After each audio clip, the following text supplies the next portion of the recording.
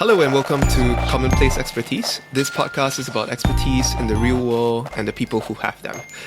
Today I'm talking to Colin Bryar, who joined Amazon really early in its life and spent 12 years as part of Amazon's senior leadership team. And the conversation we're going to have today will be mostly about operating, right? How do you operate well as a person who runs a business?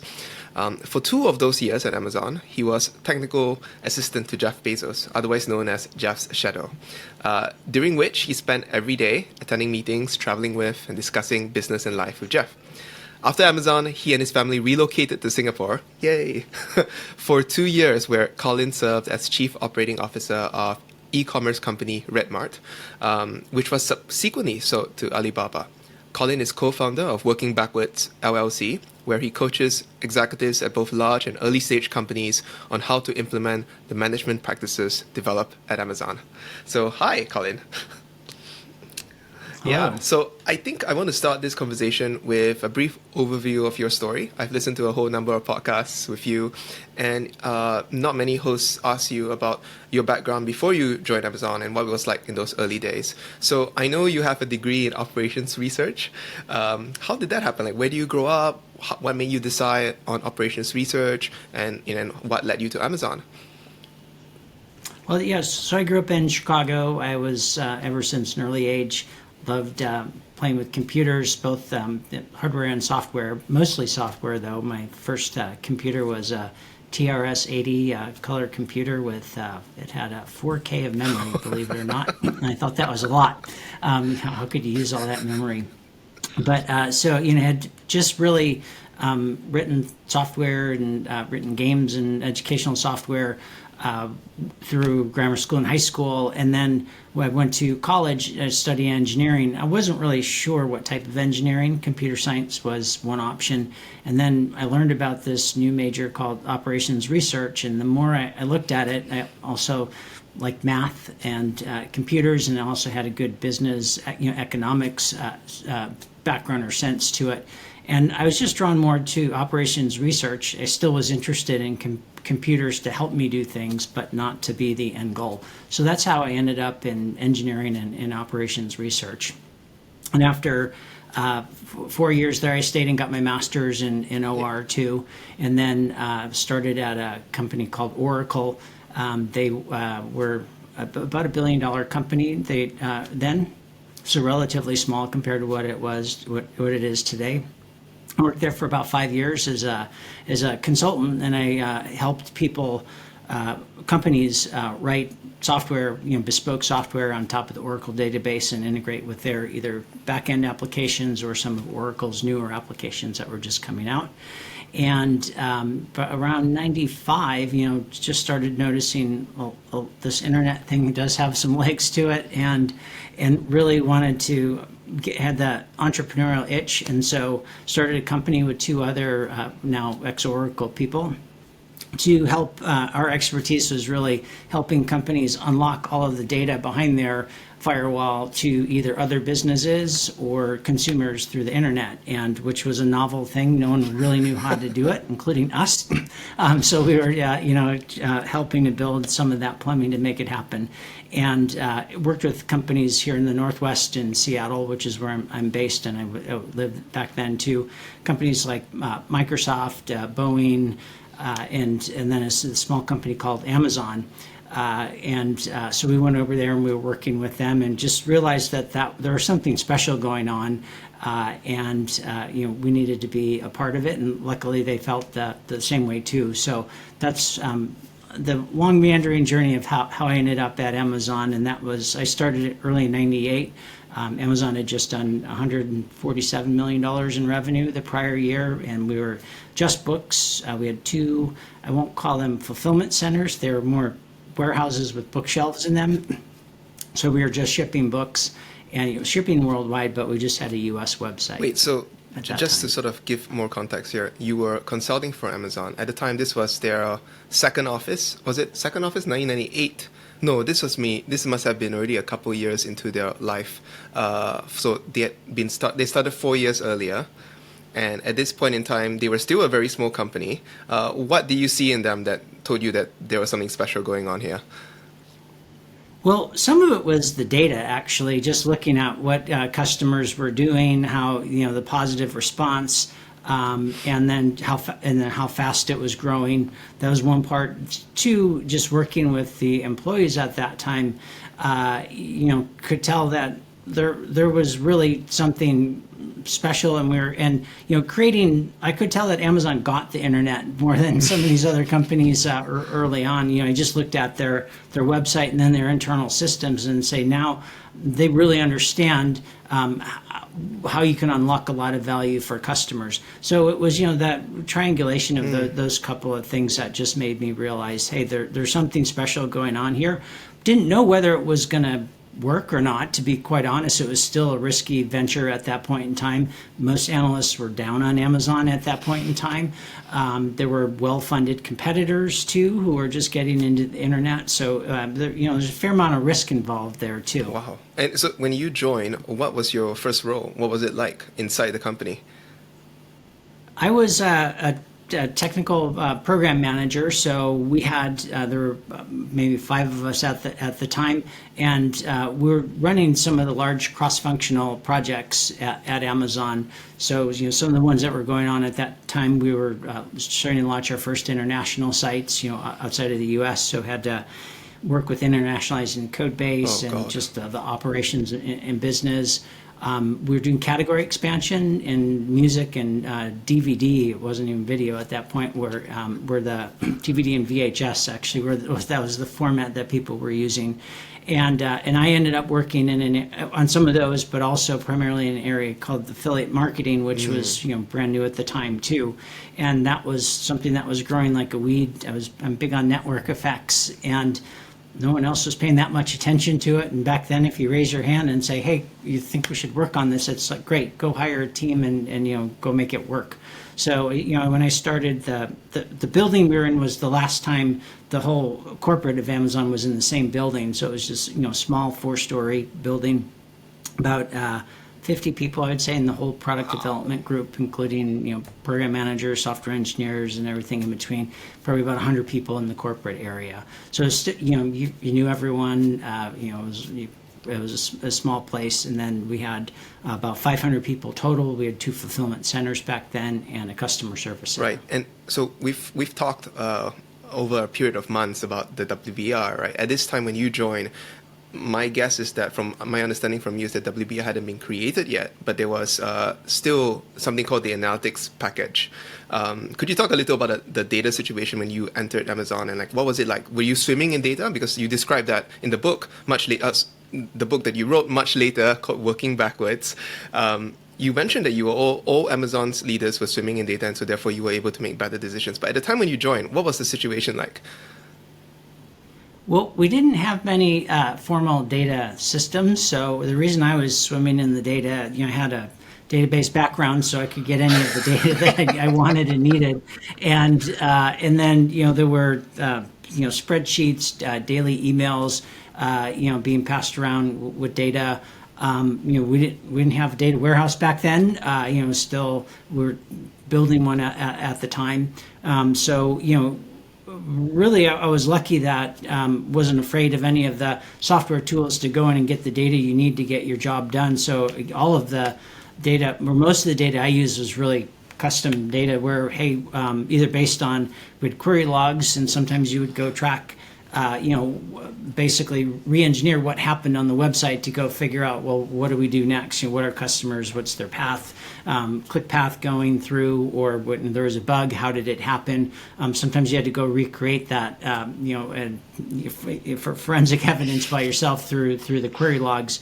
It was, I would say that a lot of the tools that you take for granted today, they didn't exist back then.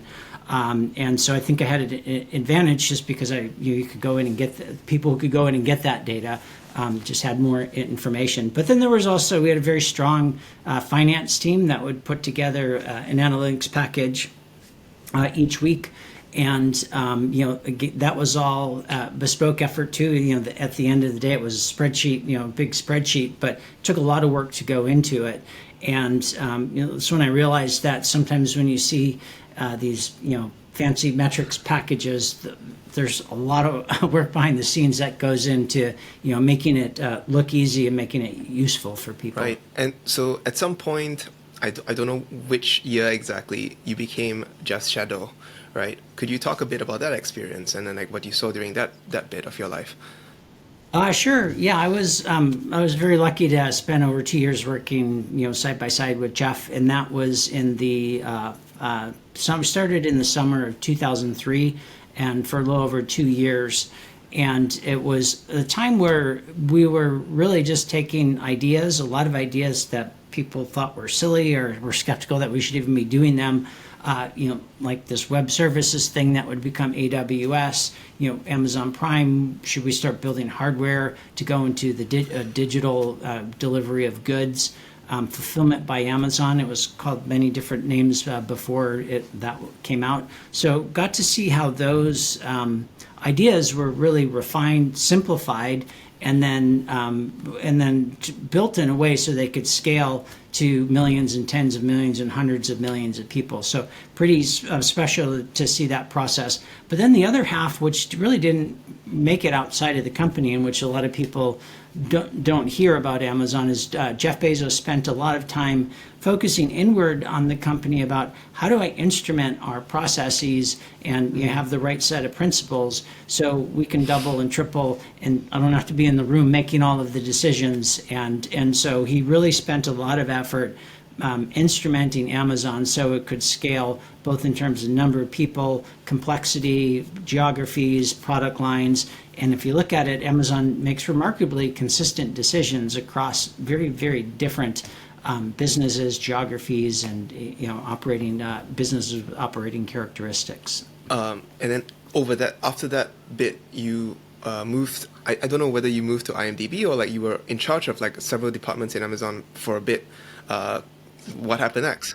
No, so after working with Jeff, I again looked at IMDb. It was a great business. Amazon bought IMDb in '98, shortly after I arrived at Amazon, and it was had different characteristics. It was an advertising business, also a subscription business. So I thought it was a good time to learn something new, and was the chief operating officer there for about 5 years. It's a wholly owned subsidiary by and still is by Amazon today. So it's a standalone website, and we also really got into what it takes for to make online advertising work. Also, yeah, and I think at some point you were I didn't know you at the time. You moved to Singapore to become Chief Operating Officer of Redmart. And for those of you who are listening, Redmart is a pretty big deal here. For the longest time, it was the only way to get grocery deliveries in Singapore. Could you talk about that? Like, had you lived outside the US at that point in time? Was Singapore your first stop outside the US? So we had never lived outside of Singapore, or outside of the U.S. Sorry, and we had young kids at the time, and really wanted them to experience, as did we, living outside of the U.S., getting a completely different perspective on things. So it was kind of a reverse move. We wanted to go somewhere, and then once we decided, okay, we're going, figured out what was the right place, and built a geeky spreadsheet with a bunch of characteristics on what we were looking for, and started learning about all different places around the world. And Singapore ended up at the top of the list, and then said, okay, now I go figure out what's going on in Singapore, what interesting things are. So I was fortunate to have met the folks who at Redmart, and Redmart was about the same size that Amazon was when I had joined, and Redmart's was grocery delivery service, and so I thought it would be a good chance to apply a lot of the things that I learned at Amazon, and say maybe let's see if it works here at Redmart, because it's it started again. There's some different characteristics with scheduled delivery versus unconstrained transport networks at Amazon, but a lot of similarities. And so I really enjoyed my time at Redmart for 2 years. At some point, you decided to write the book, Working Backwards, which is how I found you, right? I found the book, I read it. I was like, finally, somebody who's explaining like some of the bits that allow Amazon to be Amazon. How did the idea for the book come up? Why did you decide to write it? Was it something that you were talking with your co-author, Bill Carr? over the years? Yeah, so it was probably about 5 years ago. Bill, Carr, and I were friends outside of work too. We were having dinner one night, and he had just gotten back from a venture capital conference. He was an entrepreneur in residence at a venture capital firm, and they got their portfolio CEOs and other CEOs from around the country together, to talk about different ideas. And the topic of Amazon came up. And one CEO raised his hand and said, Amazon, I don't get it. How are they into things like cloud computing, delivery of goods, digital delivery, and then physical delivery of goods? And I'm still trying to figure out how to open my stores reliably one at a time. And this was a CEO of a large public corporation. And so as Bill and I were talking that night, we realized a couple things. One is that we get this question all the time: how does Amazon work? Two, we also realized there was no satisfactory or complete answer out there. And the one bits and pieces that we had read or watched people talking about it was either incomplete, inaccurate, and some combination of those two. And then the last thing is we realized that both Bill and I were fortunate enough to have been in the right place in the right time. While some of these things that to answer the question in a nuts and bolts way about how does Amazon work, we were in the room while we were developing them, making mistakes, refining them. And Bill had spent 15 years at Amazon. He was the second employee in the digital group, and then ended up running digital music and video and Prime Studios. So we were in separate parts of Amazon. We had good broad coverage, but got to see some of these things from the ground up. So I'm an engineer by training. I didn't know what I was getting into when we said we should write a book. And so that's what we set out to do, was just to really answer the question, how does Amazon work? Really to talk about these advances in management science is how we view them, Yes. To help the next generation of business leaders. Yeah, well, it certainly helped me, right? Like, I think one of the most valuable things about the book was that you told the story of how you came up with the mechanisms. You don't just describe the mechanisms, because the mechanisms were solutions to problems that you experience at Amazon, right? And then you also told the story of the trial and error process to create the mechanisms, because I think that's the more important bit, right? You can't just like copy mechanisms wholesale and apply it to a completely different context. You need to sort of have some understanding of like why were these mechanisms created in the first place. And I think what I really liked about the book was that you were there and you could remember. I think if I recall correctly, you did have to like ask a couple of colleagues from the time to like piece together like what was the trial and error process to create each of these mechanisms, and that was amazing. Like it's so rare to find these stories out in the world. There are oral histories of certain bits of Amazon's history, but there was no explanation of like how did single-threaded leaders come about, or how did 6 pages of PR FAQs come about. And maybe we should sort of like talk a bit about some of the trial and error process for the WBR, because of the 5 mechanisms in the book. I think if I remember, again, I'm fairly sure I remember this correctly because I read the book like cover to cover a few times.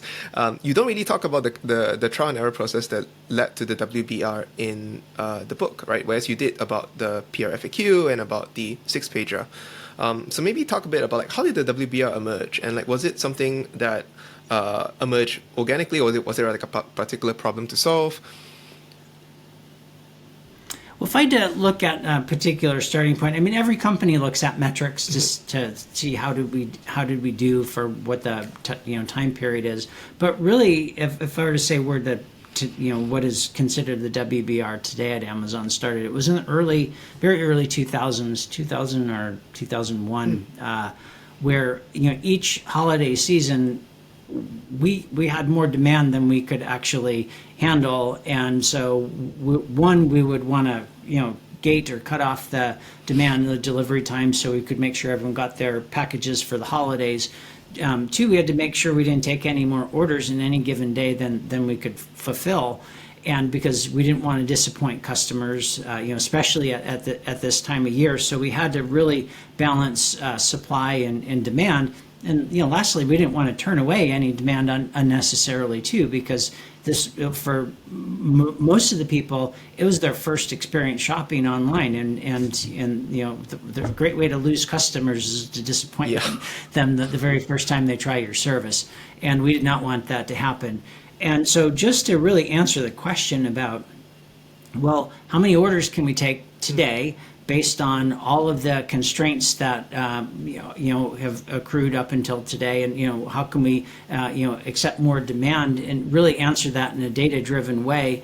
We had a war room where we get together literally multiple times a day to say, okay, when do we start to put the brakes on things, and can we fulfill everything? We also were working. A lot of us were working in the fulfillment centers at night, too, during that time after our day jobs.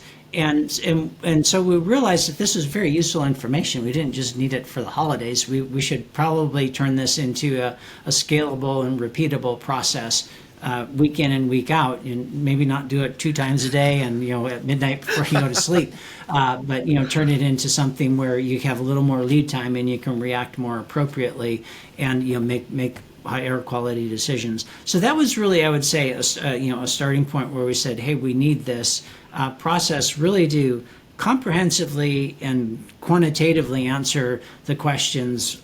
One, how did the business do last week or last period?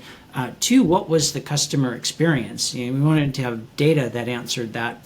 And then 3, are we on track to hit our goals? And in this case, our goal was to serve as much demand for the holidays as we could.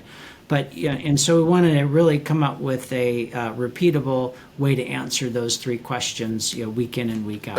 I want to dig a bit deeper into the WBR. So, like, if listeners listening to this, the title of the entire podcast would be WBR. Colin Bryar on the WBR, because I think that's part of the context for how we know each other, right? Like, now you apply the WBR as a process to other companies. You advise them on how to implement something close to the WBR.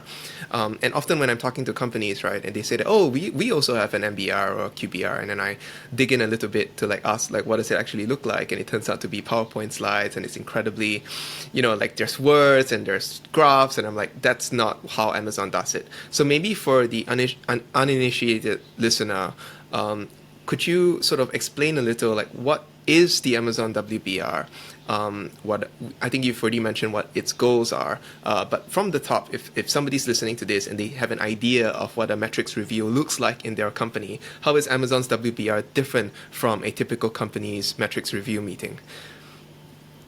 Yeah, so one thing, a WBR, it's really the data tells the story, and so if you have to ask why or have paragraphs and explain things, you probably want data to be able to do that. So WBR deck at Amazon, there are different businesses now at Amazon, but let's just focus on the retail business. It really is a data-driven answer to those 3 questions. What customer experience, what the business do, and are we on track to hit our goals? So if how does it compare to what we've seen a lot of organizations? A lot of organizations do a pretty good job at answering what was our revenue last week, or what did we do last week, and mostly kind of outputs, like how did we do. But if you were to flip through an Amazon weekly business review, you'd have a data-driven answer to what did our customers experience last week? Because in the end, those 2 ways of measuring the same thing in the long run. You can't have a fantastic business unless you consistently deliver a fantastic customer experience. So you measure both of them, and you want to look at them together. And make sure that you're working on the right things that customers care about. So that's what one thing that is different, I would say, from an Amazon WBR from other organizations that we've seen. And then the second one is just the sheer amount of data. It's at Amazon, we weren't scared by looking at a lot of data. We wanted to look through it efficiently and look at the data that mattered. But you don't always know what you need to look at going into that week. And so you can't, we're not big fans of the one metric to rule them all, or even 5 metrics. That's not enough for a complex business. And 1 week the bottleneck may be in one area that you need to focus on, and the next week it may be in a completely different area. And so an Amazon WBR, it's a rich set of data, a lot of data that describes the customer experience. So about 70 to 80% of the metrics there really describe what happened to customers. And then, the remaining part, 20 to 30% is, or what we call the output metrics, about, how did the business do? So that's, a little bit about what it looks like and how it's different from a lot of organizations that we've seen. Could you give an example of, because it sounds very similar, right? Like, what did the customer experience last week and how did the business do last week? It sounds somewhat similar. Could you give an example or a story to demonstrate why these two things might be different? Why these two goals, right? They sound pretty similar. Like if you think about it for a bit, like what the customer experienced last week and how did the business do last week? It's kind of similar. It's just two ways of looking at the same thing. Do you have any stories of why asking the first question would result in different metrics from the second question? Well, they're different metrics. They yield the same, outcomes. But so we would measure. One way that you can instrument or build the WBR is you try to measure every interaction the customer has with your organization. So how did they get there? What was the first thing they saw when they got there? What did they do? How long did it take us to respond? What promises did we make to the customers, and did we actually keep them? What data did we show them, and was any of that data turn out to be false later on? And so things like that, or where did they find what they were looking for? So how many customers came to a particular page but left because the item was out of stock? We kind of let down a customer in that case. They were looking for something. Hey, they found something. They liked the product. Oh, sorry, this product's not available, or it's a higher price than it is available on 3 other competitor sites. So those are things about measuring what the customer experience is. And you can go all the way through to delivery, and how long did it take to get there? What did we promise? Did we get it there early? Did we get it late? All of those things customers care about, and at the end of the day, they're probably not going to order again if you let them down, one or more times during that path. And so it's easy to measure, well, how many orders did we take today, and how, what was the average selling price, and what was our revenue? Yay, it was higher than yesterday. But, you want to know, is the customer experience getting better each day and each week, because they're going to tell their friends about their experience with the organization. And, word of mouth is usually the most important form of marketing that any, customer can have, or any company can have. Another sort of big thing that you sort of were incredibly clear about in the time that we were working on working on that WBR project together was the difference between controllable input metrics and output metrics. And you also highlighted this in the book, right? Like you sort of said, it's really important to differentiate between controllable input metrics and output metrics. Could you talk a little about that? Yeah, so output metrics are, most people measure output metrics and actually measure them pretty well. How much revenue did we do? What was our gross margin, gross profit? What's the share price at the end of the day, or the end of the month? Free cash flow. So things like that, those are output metrics. Those measure outcomes that you want to have happen. Input metrics are really the things that, if you do those things right, they will yield the outcomes that you want to have happen. It sounds pretty easy. Well, just identify your input metrics, but it's usually a very long list of input metrics. First of all, it's not 1 or 2 things you need to do right in order to build a large, enduring, profitable business. And you have to go figure them out. And a lot of times you're not really measuring them. Like, some of the things that I talked about, about customer goes to a page or on the app or on the website. Was that product in stock at that point in time when they looked at the page? Unless you're recording that data at the time, you can't really summarize it and then report in your WBR.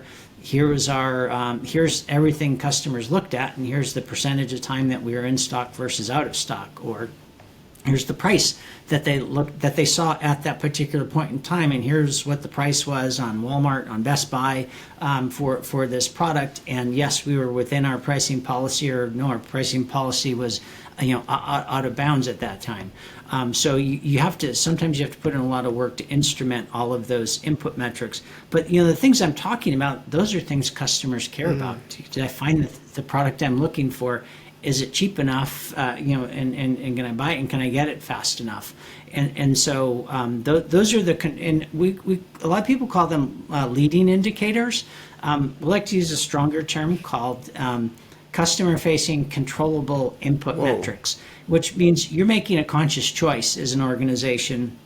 Are we going to do initiatives to drive these controllable input metrics, because you can control them, into the right direction, or are we going to work on something else? So it's a conscious choice that you make as an organization about how much are we going to invest in driving these controllable input metrics in the right direction to yield the outcomes that we want to have happen for a big profitable business. How do you know if you have the right controllable input metrics, right? It seems like part of it. You talked one about trial and error. That is a huge part of it. First of all, you have to start somewhere, and you have a lot of intuition. Especially as if you have a successful company led by founders or a group of people, you kind of know a lot of what makes the business tick, and a lot of your decisions are based on instincts, which happen to be pretty good, if you've gotten this far. But in order to change that to a repeatable, scalable, and teachable process to dozens, hundreds, or thousands of people, you actually have to quantify it and measure that. And so a couple of different ways, like how you know if it's input metric that really yields the outcome. You look at it on a constant basis and say, this went up. What happened to our output metric? Did it go up with an appropriate time lag? If it didn't, you say, well, is this really the right metric? A lot of times you either are measuring something wrong, it's not quite right, so you need to tweak the metric, or it's a composite metric. It's really two separate things, and it hides some of the variation of the underlying metrics underneath. So you break that metric up into two different metrics, so you can really understand what's going on. But there is some element of trial and error. I wish you could just throw all the data out and for our company, for company, and say, go discover my input metrics. We have different techniques to help you get your list of input metrics and output metrics that you can use to get started. But ultimately, once you get that list, you need to look at that, and like we talked about, swimming in the data, daily, weekly, monthly, so you realize that there is a correlation here or there's not, and if there's not, you need to go re-instrument or figure out what the correct input metrics are, because all output metrics do have input metrics going into them. When I started talking about the WBR to people, I think one of the reactions was that it sounds so unscientific, this trial and error process. Like, you have to go and test and drive up a controllable input metric and wait for some lag period. And then, so it's like, oh, wouldn't it be possible to look at data and say, like, oh, there's a correlation here, so therefore this must be a controllable input metric to this output metric. And then the second question they have after they say this is like, and how do you know the lag time? Like, how can you figure out, like, what's the appropriate lag time to wait? Because people are impatient, and, like, what if it takes months? So putting yourself in the mindset of the customer helps answer a lot of those questions. So one thing is, all these variables, they're not independent of one another. So if you have great prices, but it's not in stock, you lose the order. If you have an in-stock pricing, you can get it delivered to customers, but the price is too high, you lose the order. So if it takes too long to serve the website or web page to customers, you're going to lose some orders there too. So to say, hey, we drove this one metric in the right direction, did we get the revenue we wanted? Sometimes you get that, like marketing campaigns. Here's the traffic. Here's what that traffic did. Or you can do any type of an A/B test and compare it to controls or similar situations. But a lot of these things, you have to do a lot of things right in order to earn the trust and the dollars from your customer. And so just to look at it, and it's not a simple one-to-one mapping for this. This will drive revenue for a lot of these metrics. So but customers care about low prices. So being able to lower your cost structure so you can lower prices, that's great. People want stuff faster, so I don't know, and then they want more products. 10 years from now, people aren't going to say, this Amazon is great, I just wish their prices were a little higher and it took me longer to get my goods, and I could waste some time not finding things that I was looking for. So that you're improving the customer experience, even if it doesn't have a direct impact on revenue tomorrow, which some of those lead times are a lot longer than that. Yeah, I think the thing that bothers people like me from engineering backgrounds is that there are no clear relationships, because the business is a complex system, right? There are like multiple inputs, and all of them have varying degrees of effects on the things that you care about, and they trickle down, but you don't actually know precisely like, how I drive down the cost structure, exactly what percentage does that lead to like good outcomes down the road, to revenue or inventory turns or all these things, right? And so how do you deal with that? The fact that in business you can't get that kind of precision, right? Of like this particular, all these set of like inputs, they all contribute percentage outputs to like the outcomes you care about, which is revenue and other sort of output financial metrics. So a WBR, it's not a solution that solves every problem for every company, and so it's one piece and one process that really gives you almost real time. You want to look at some real time and daily data, but we found the right cadence for looking at a lot of this was weekly. So it just gives you a constant stream of those, the questions that I asked: what our customers experience, where's the business trending, and are we on track to hit our goals? So it tells you the truth about what's happening, and also gives you some insights into why it's happening that way. But you still need to go through and take the next step about, okay, now we have all the resources in our organization. How do we deploy these resources to drive which input metrics in the right direction? What's the right investment in terms of reducing delivery time versus lowering cost structure versus adding more selection versus expanding geographically? That is hard planning work, but you need to do that. But unless you have that high fidelity, constant stream of data coming in, you will make a high quality decision if you have a high quality incoming stream of data. And that's what the WBR and some of these other things provide, is really the truth about what's happening to your customers and your business, and and then where it's trending. But then you need to take that information and react to it and figure out what to do next, and and to build for customers. Right. Maybe to sort of anchor the next couple of questions we're going to ask, it would be helpful to sort of describe what a typical WBR feels like. So when is the WBR deck generated? What happens next? What happens when you walk into the room? And then like what happens during a WBR? Yeah, so a good set of questions. And so usually, if let's just say your week runs from Monday through Sunday, just and for the purpose of this discussion. So you come in on Monday and you, like me as a metric owner, so every metric in the WBR deck has a metric owner, typically a business owner and a finance owner. The finance owner audits, make sure it's correct, and the business owner is responsible for figuring out what happened to that metric for the week. So the metric owners and finance team, they look at that. Here's the data that came in from last week. They've also gotten hints through daily reports for the week. So it's not the very first time they're seeing this data. And the first thing they do is they look for variances, noteworthy variances, and then ask themselves, so why did this happen?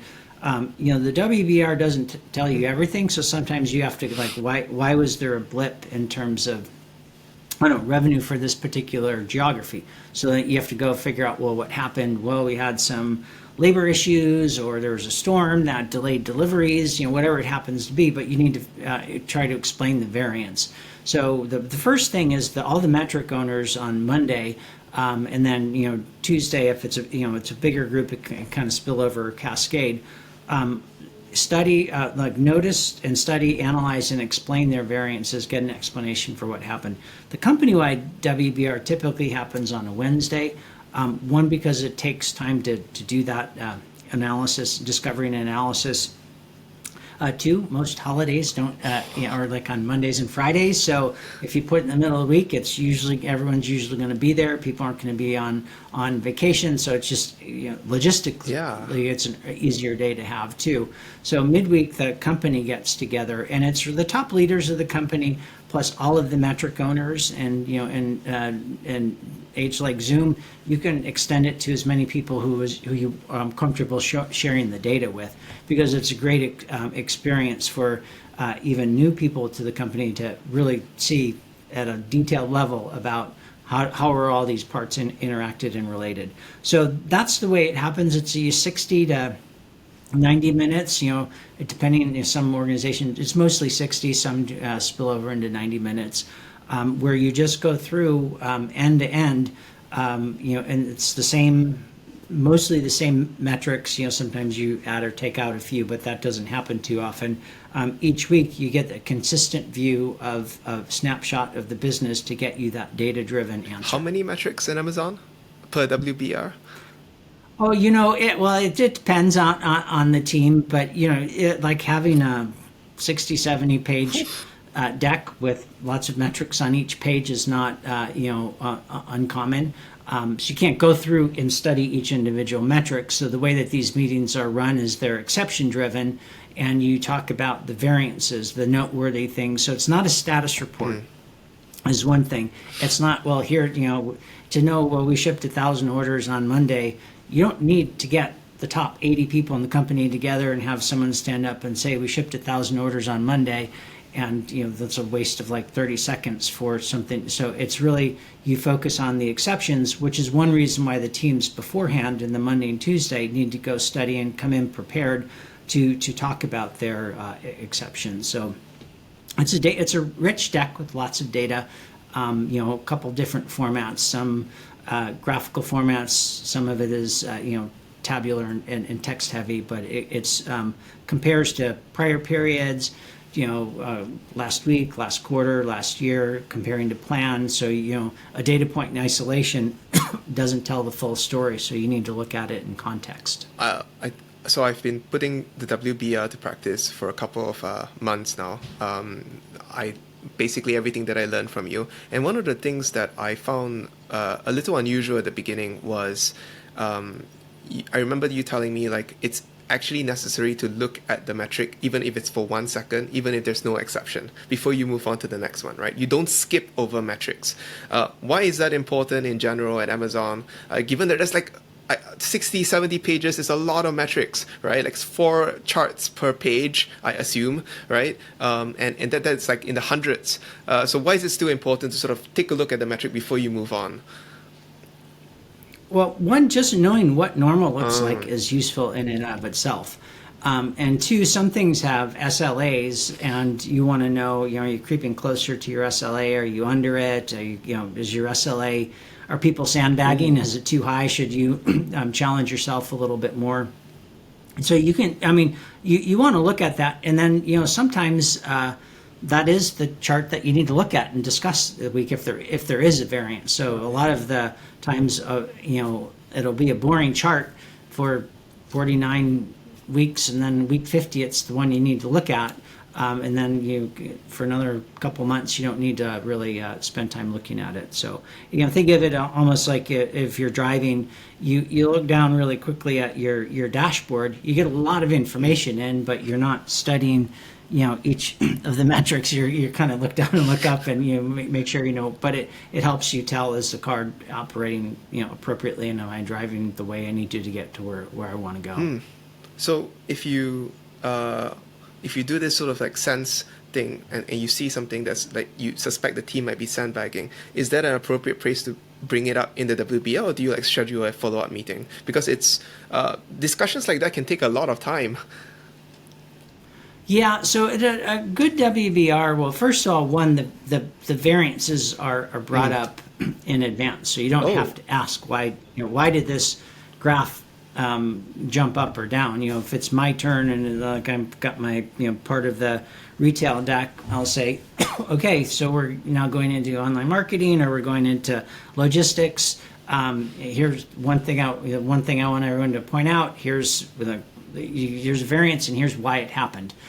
So you don't wait for someone to ask why it happened to you, because you're prepared.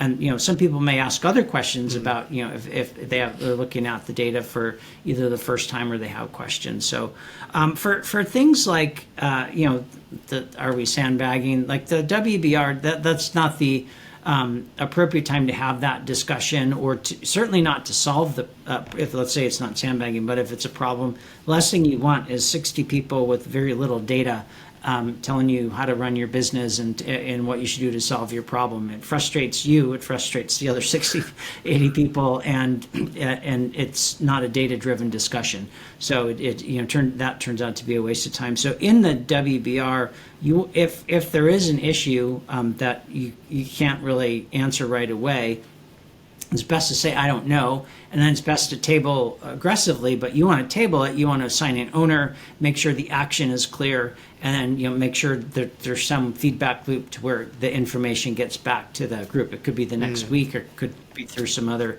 type of notification. But no, a well-run WBR, there's not a lot of problem solving going on, and there's no reason for like that. The sandbagging case doesn't happen too often, by the way, because it's inherently obvious, and that's the wrong time to bring it up. You bring it up with the team offline for that, and change it when that goal when appropriate. Right. Okay. So the other thing that sort of leapt out at me is that you, as the metrics owner, should be able to tell when the variance is special, like when it's worthy of investigation, because normally a number goes up or down, and most of the time it's just like routine variation, right? How would you know if the variance is special and worthy of discussion or investigation? Yeah, so some companies do use statistical process control type tools, control charts, and Motorola was a big pioneer in the whole Six Sigma and looking at control charts there. We've at Amazon we found another way to do it is if you're just looking at a lot of data every day and every week, you can just really tell, hey, something's not right here, and so whatever works for you to spot these variances is fine. There's not one particular technique. Some groups, even within Amazon, do use control charts. So I wouldn't say they're required. If it helps you find variances, use them. If it doesn't, take that complexity out, and because it's already a complex deck, and move forward. But the end goal is to be able to spot the variances, and a lot of the great leaders at Amazon can take a look at a lot of data really quickly and are just able to intuit, well, these three areas, hey, they don't seem right. Tell me what's going on here. And you don't get that by, you only get that by looking at the data on a repeated basis, understanding what it's truly measuring, understanding the customer's experience behind it, understanding the impacts of those metrics onto the outcomes or the output metrics that you have. So, luckily it is teachable. It's not just an intuitive skill that only a few have, and they're the ones who ask all the types of questions. But it sure sounds like one of the easy things was that Amazon had a lot of people who understood how to look at data, right? And they understood the importance of variances. Whereas if you're coming into a new company who might not have a prevailing data-driven culture or a data-mature culture who understand all these things, right? It may be actually quite difficult to get people to understand this. So how would you think about that if you're coming into an organization that isn't as data savvy? They don't understand that variation is a thing, and you need to separate signal from noise, right? How would you approach that particular sort of cultural dynamic? Well, for one, that is a case where some control charts may help, because one of the big things that helps you do is you want to respond to signal and not respond to noise. And responding to noise is usually a wasted effort because you don't really know what the root cause is, so your solution's probably not going to fix whatever the root cause happened to be.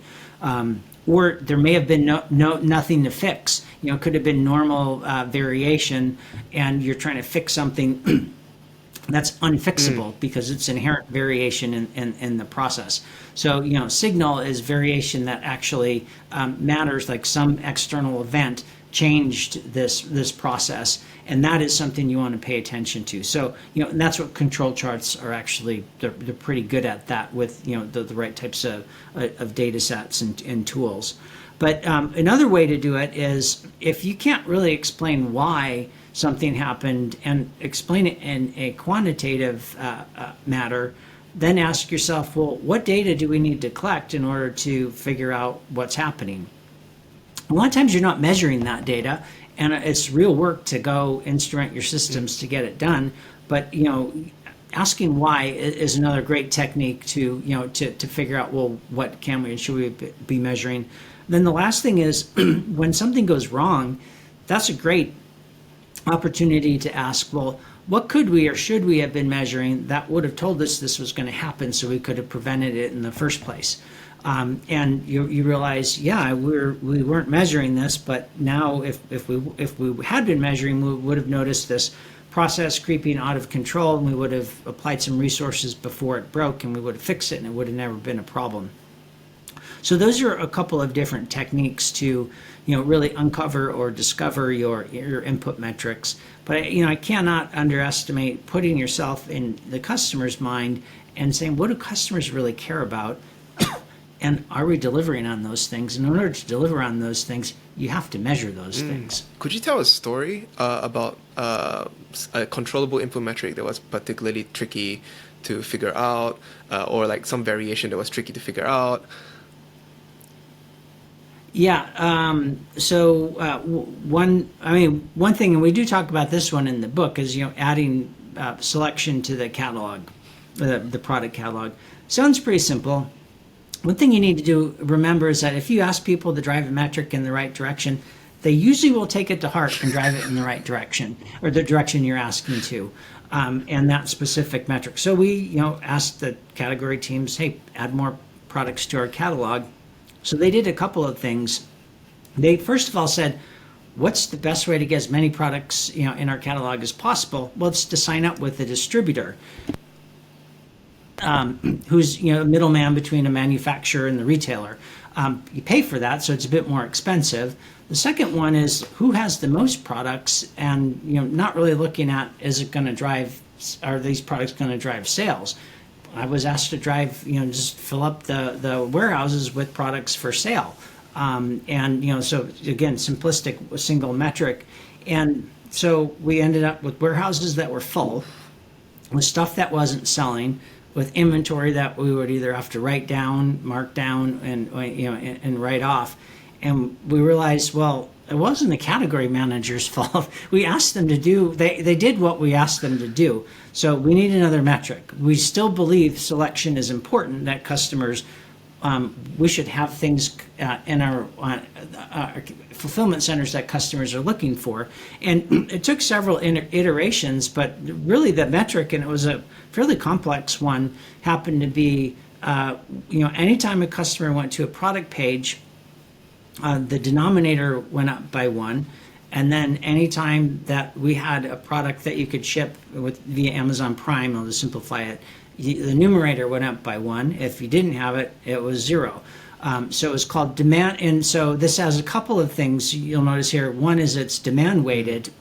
It's not sales weighted. It's based on what the customers are looking at. One problem with sales weighted metrics are, if you're not doing well and the sales go down, the metric becomes less important because, well, there's not many sales for that item. But if you were the one who caused the drop in sales yourself, that's a problem. So we wanted a customer view of sales weighted, which was what are they looking at today on the website, and how many of those products, each individual product, do we have available to ship via Amazon Prime? So that demand-weighted in-stock is what it eventually happened to be called. Complicated metric, not a cool name or anything like that. And then to explain how you measure it, it's quite complicated. And to collect all that data when you have 100 million plus items in the catalog, not a trivial project either.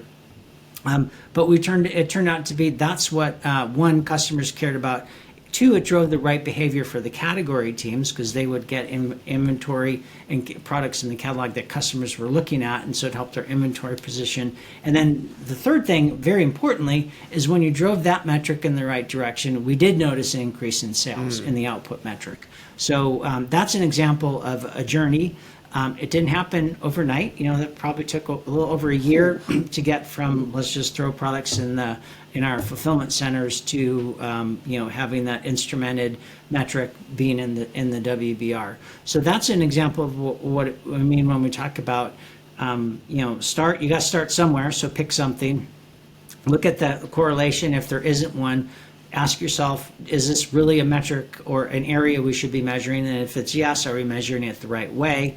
And then does it have the resulting impact in your output metrics? This is really cool because another thing that comes out in that story is that the demand weighted metric is very customer centric.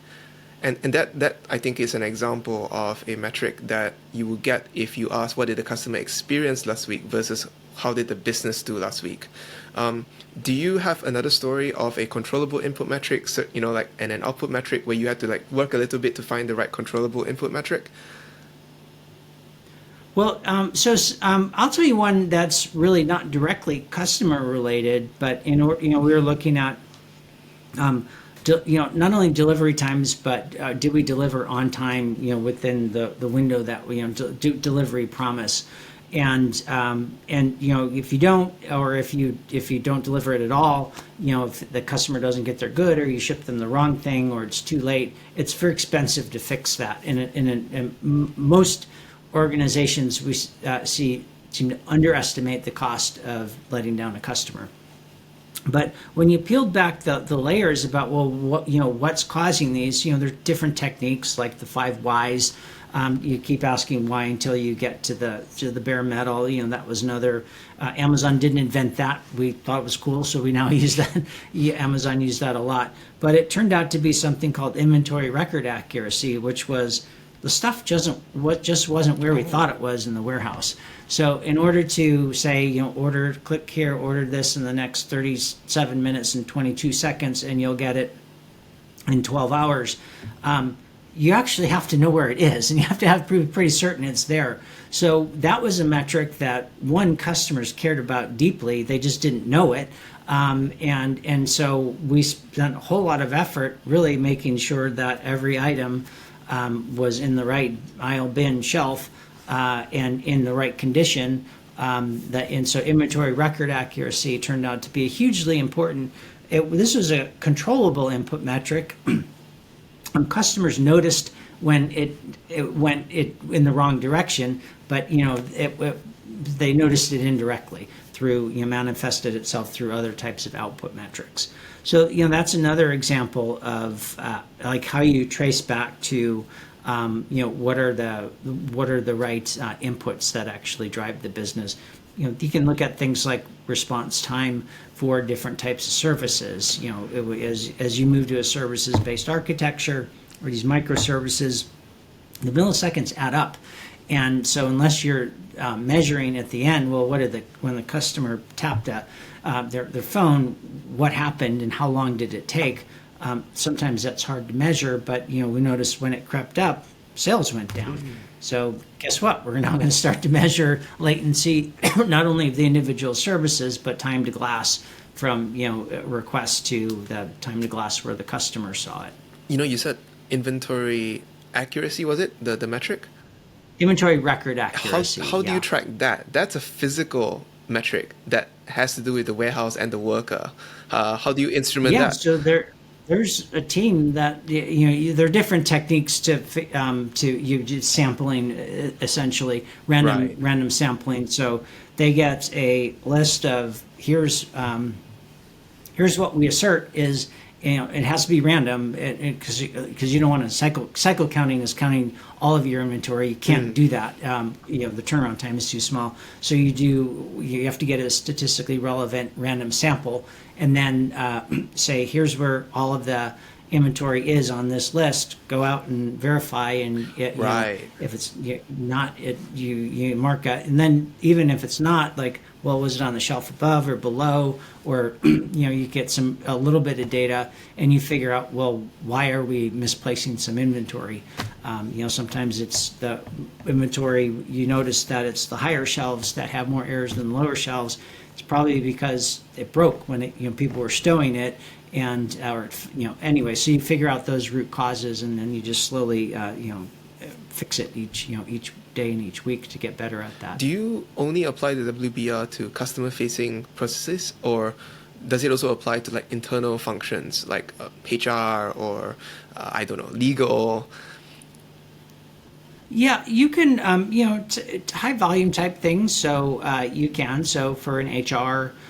It's in recruiting, for instance, you've got a workflow in terms of your sourcing, candidate sourcing, phone screens, interviews, and then offers, and so that's a whole process that you can instrument and figure out where is it working well, how's the pipeline, and where is it leaking, and how do we fix it? Things like that don't happen that often, like number of legal cases or issues resolved. That's you have to ask yourself, what is the appropriate cadence to measure? So some of those things don't really fit in terms of a weekly business review. Right, but you do. Amazon does measure recruiting as part of the top line WBR. Well, so yeah, and in some cases it was right in the deck, especially when we realized what was causing us to miss some of our goals for the year. We weren't hiring software engineers fast enough, so that made it into the deck about okay, what is our hiring pipeline? Where are we on track to because we knew if we didn't do that, none of this other stuff would have been successful. So it wasn't the whole HR deck that went there, and it wasn't in there all the time either. So sometimes that once that was under control and it wasn't really an efficient use of the top leaders in the company. Right. Looking at that data, then you can take that out of the deck. But if that's what's causing your pain points for an organization, you want to shine a spotlight on that, because it helps get it fixed faster too. Nice, yeah. You do a lot of WBR work now where you're coming into an existing company with an existing culture and you sort of introduce the mechanism to them, right?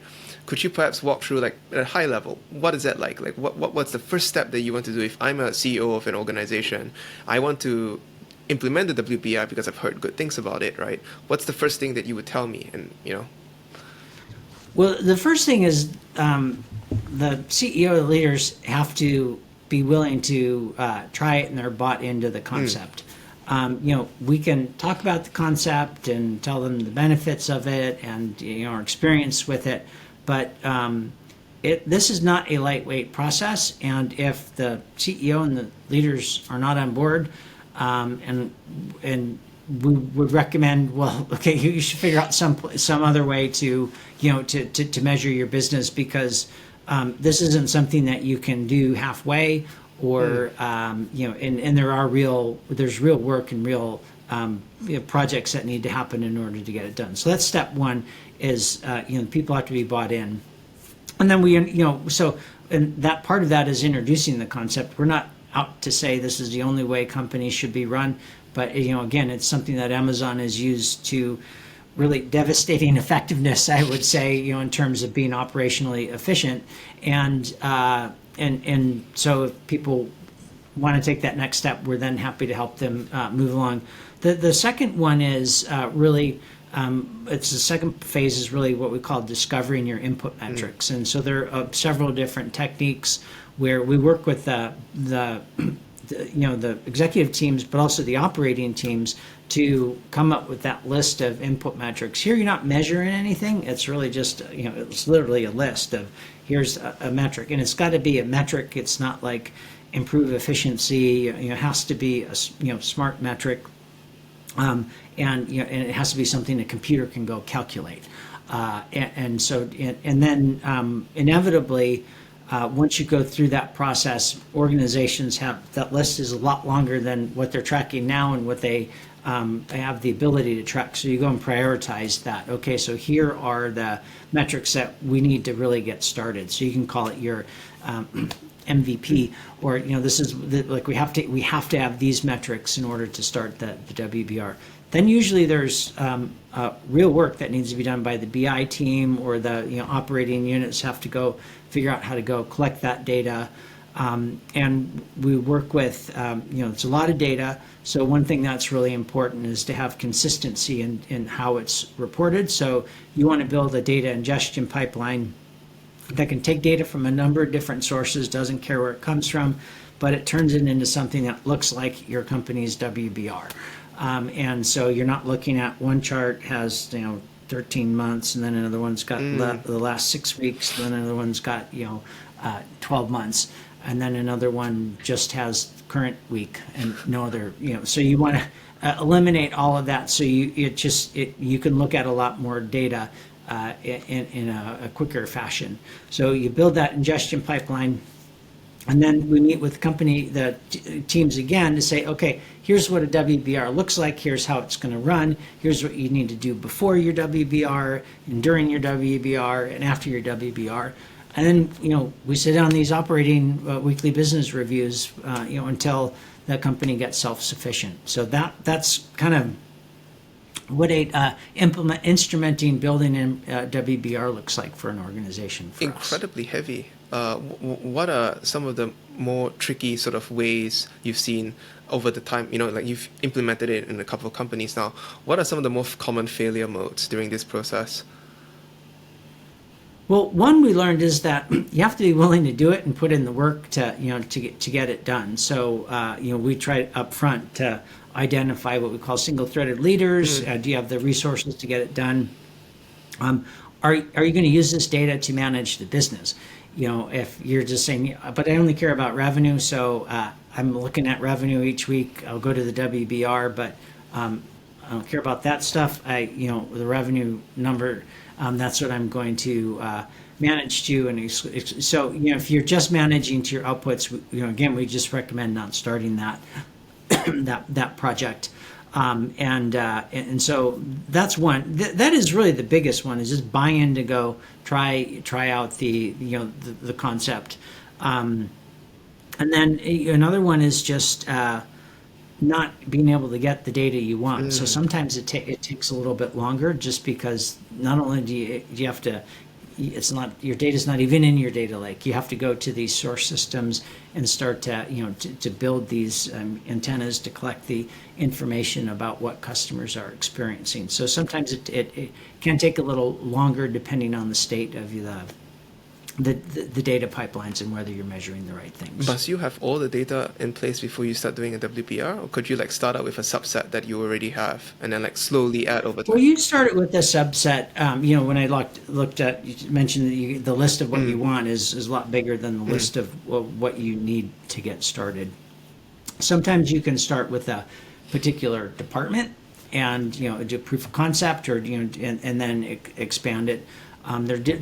Those are two different ways, but yeah, you want to first make sure that you've got the ability to add and take out metrics in almost an automated fashion, because the last thing you want to do is spend time, like we did at Amazon, creating that analytics package every week, because that just takes it's a lot of time, and then you throw it away. The thing about WBR, the WBR has a very short half-life. It's very useful on Monday and Tuesday and Wednesday, but then it's kind of like the newspaper. You never read it again. You've got action items, but then you're on to the next one. So you want to make it as cheap as possible to produce each week in and out. One of the surprising things that I learned from you was that the early days of the WBR was generated by Excel. And in some of the companies that you personally ran, right, and you came in and introduced the WBR process, you also started with Excel. Which is quite expensive. Well, you have to, if you want to do it, you have to start somehow. And waiting 6 months, 12 months to go purchase some other software, or get the right data.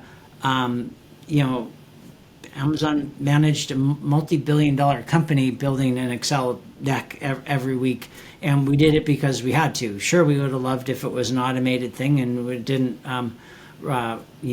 require many resources to create that, but that's what we needed to make our customers happy, so that's what we did. So you can be scrappy, and get the data however you want, and it's not something that needs to be perfect. The very first week, Amazon is still discovering input metrics for various businesses and outputs that they want to drive, and learning things in the WBR. Really, the most important thing is to just get started measuring and analyzing, and then reacting appropriately to the signal that it gives. How do you balance between applying the WBR to more known parts of your business, right, and newer businesses that didn't really, you've no product market fit, you don't really know whether the business is going to succeed? During your time at Amazon, you were there for the creation of the Kindle and the creation of AWS, right? You didn't apply the WBR to those projects early on when you were unsure of what the projects actually were. So how do you balance between this sort of more predictable parts of the business versus like new bets that are totally unknown, fully uncertain in the early days?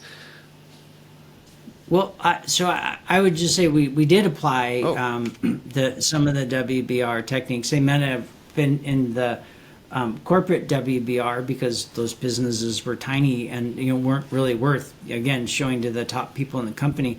But when we first launched, most new services, before we even launched them, we would say, what do we need to measure to figure out, are we offering a good customer experience?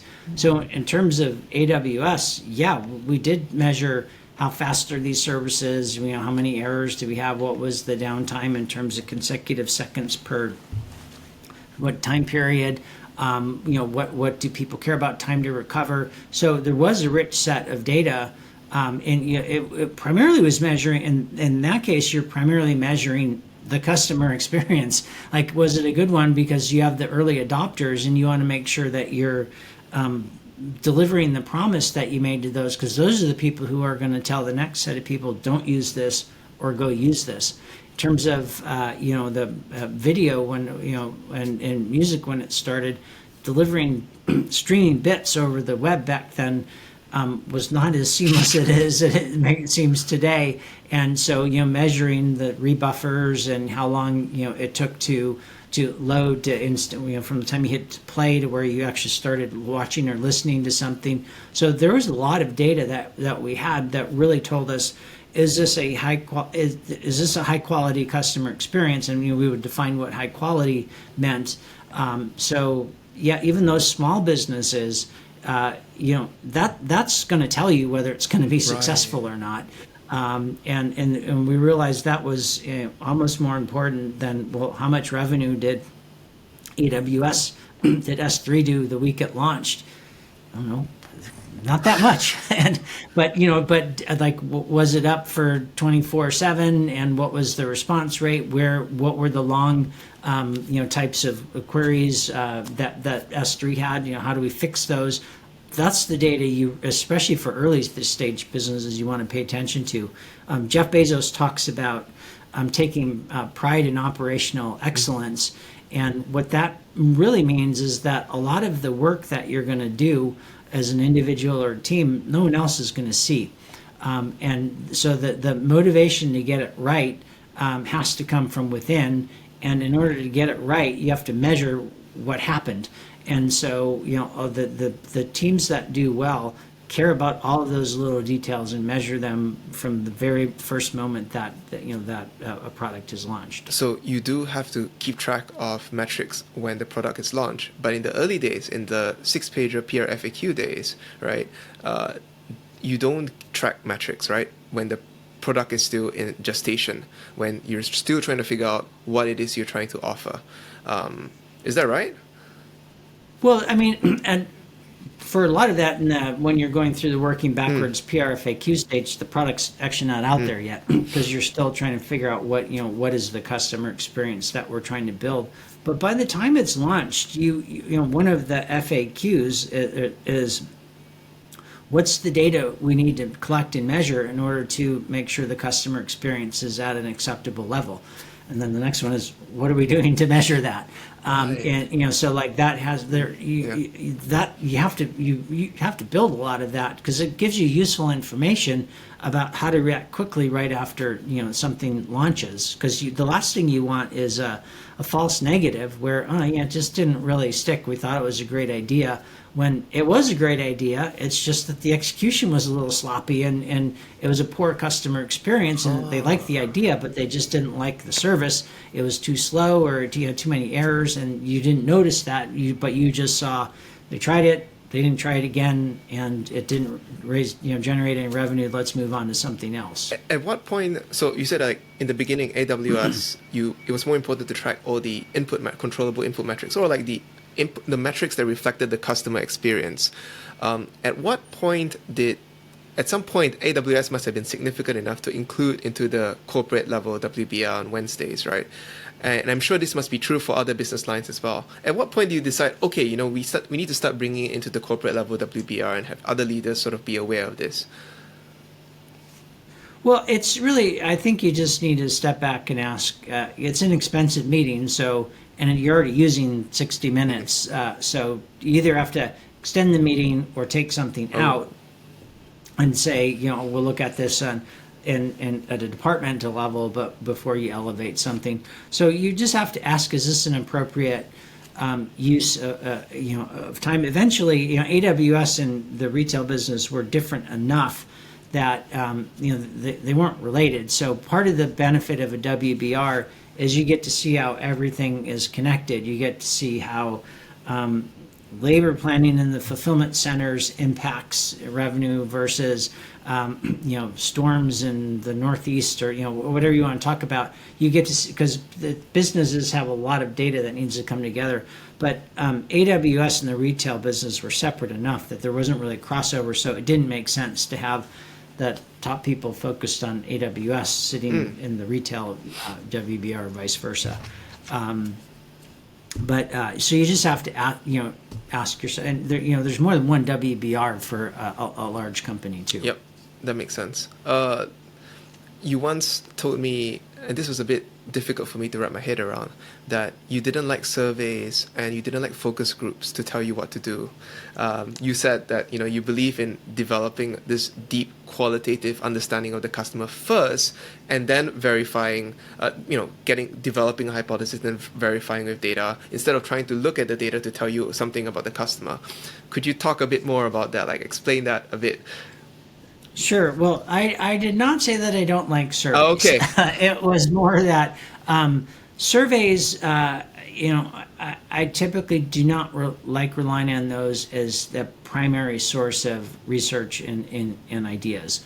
For a number of reasons. One is the questions heavily skew the results, that how you ask them, the type of questions, number of questions, what you don't ask them, what's not on the survey. So surveys can be a useful tool, and particularly in validating or disproving hypotheses that you already have. Primary research about how big markets are, that's important too. So research is important, and actually one of the biggest reasons why ideas don't get implemented at Amazon is that the TAM, the total addressable market, just isn't big enough to move the needle. So research is important, but the bulk of the inspiration for new ideas really comes from within the team, and by knowing the customer. And a lot of it is, well, if I were a customer, would I like this myself?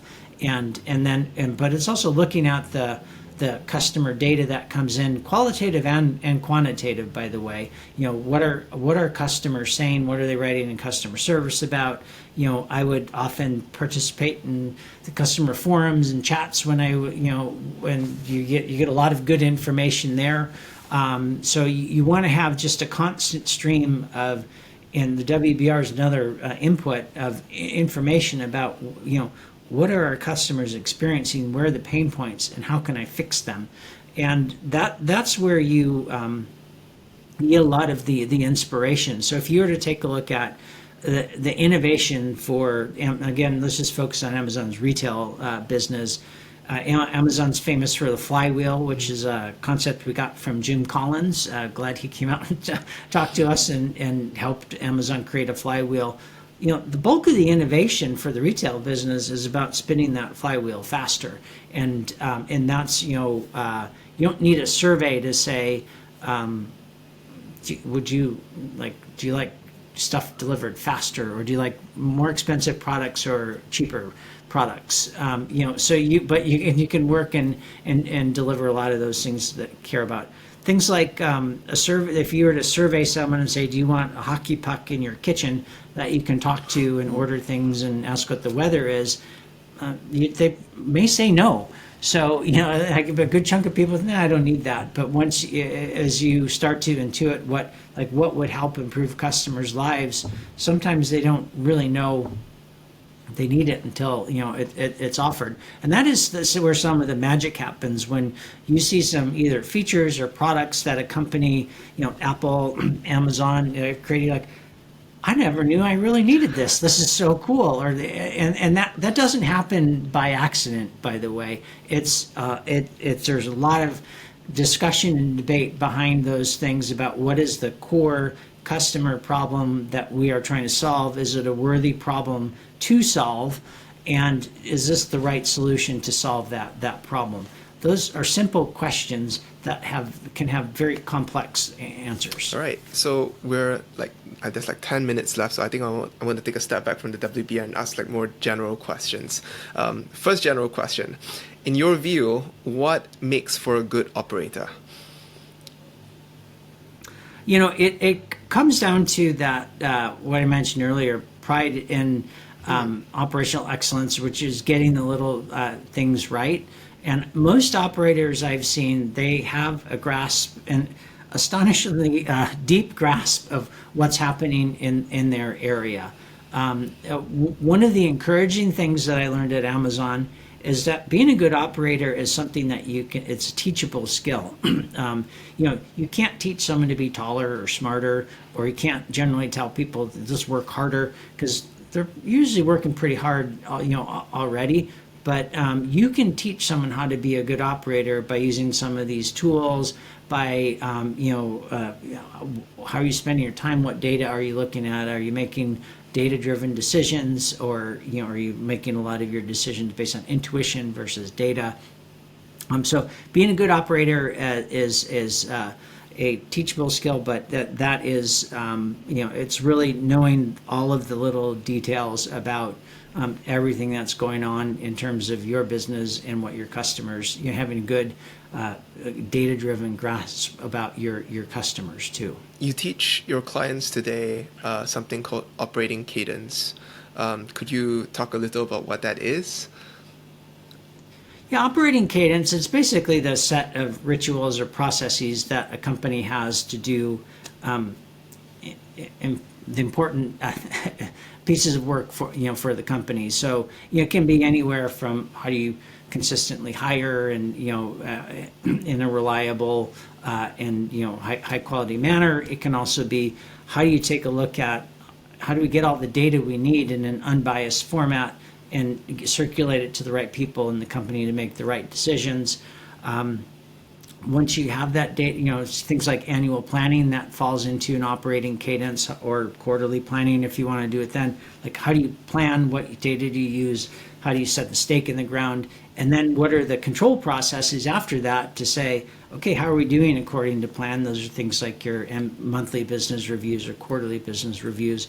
And do we need to course correct, or do we need to fix what's not working well? Or course correcting is changing course a bit, or is everything going well? We just need to continue what we're doing. So a lot of that happens to be, fall under operating cadence. And another one that is, by the way, most companies have a lot more ideas than they have the ability and resources to implement. So do you have a formal named process and that you can use to take ideas, pick the best ones, refine them, and make sure you're working on the best and only the best ideas that you think are possible. So you want to have processes for all of those. At Amazon, we created processes for all of those areas that I talked about, and there are other ones that other companies use too. But you have to have an operating cadence if you want to scale and have it be a large, repeatable and scalable process throughout the company. If you could magically wave a magic wand and tomorrow, like business operators all across the country wake up with like one concept that they understand deeply, right? If you could have that wish granted, what would that be? That they would be able to understand and put it to practice. So this was something we learned the hard way, is that just facing the brutal truth that you can't meaningfully change your output metrics over the long haul, directly control your output metrics over the long haul. You can forecast them and predict where they're going, but to control them is a different story. And that it's really embracing that input metrics, understanding what fundamentally drives your business to achieve the outcomes, and spending the bulk of your time and energy managing those things. That would be one thing I think would help a lot of companies. And but yes, that's my wish for today. Tomorrow it may be something different. That's a good one. You've spent a lot of your time in this podcast and in various conversations that I've had with you as well, talking about the lessons that you've learned in Amazon. But I've not really heard or asked you actually about lessons you've learned after your time in Amazon. So is there any like business or life lessons that you wish you'd known that you could go back in time and tell yourself when you were younger, maybe like in the early days when you were just starting out in Amazon? Well, I learned how to be a good operator at Amazon. I would not say I was a particular effective one going into Amazon. I had a lot of great mentors, and but if there's one, I maybe twist it around a bit in terms of piece of advice. I've always placed a big importance on who I'm working with. Am I learning a lot? Are they challenging me to be someone even better than I thought I can be? And am I making a big impact on whatever the particular domain is to my customer set? I would always look at those things, and sometimes you end up in an area, well, like, why are you going here? Like when I went over into affiliate marketing, it was a new thing with network effects, I liked the people on that team. It wasn't the core retail business, but I learned a lot from that, and got to take on a lot more than I probably normally would have if I went somewhere else in terms of a well-established business. But just know what really drives you, what gets you up every day and excited and fulfilled. And what I mentioned, that's for me. Other people have different things, but really, truly being honest with yourself about what is fulfilling, in terms of my career, and then how can I go seek out those opportunities. That's the one thing that when I found them was the most happy, and is that I put some time and effort beforehand thinking about what my next move is going to be, and that way it got rid of some of the recency bias. Something came up, or I really like this person I just talked to, so maybe I'll go try this. So that's one thing I would say that I've learned and applied, and I probably wish I applied a little bit more. Right.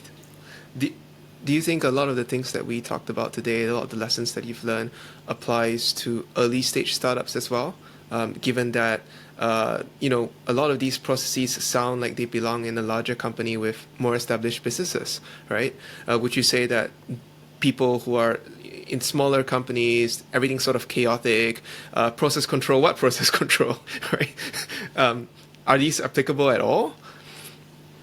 Well, so some of the processes you don't need when you've got 5 people and you're really trying to find, whatever your product market fit. But one thing that should start from the very first person in the company really is the obsession over the customer.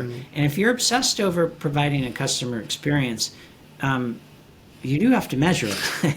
And, so it's because one, it'll help you probably achieve product market fit faster because you'll know what you've delivered and why it's either working or not working.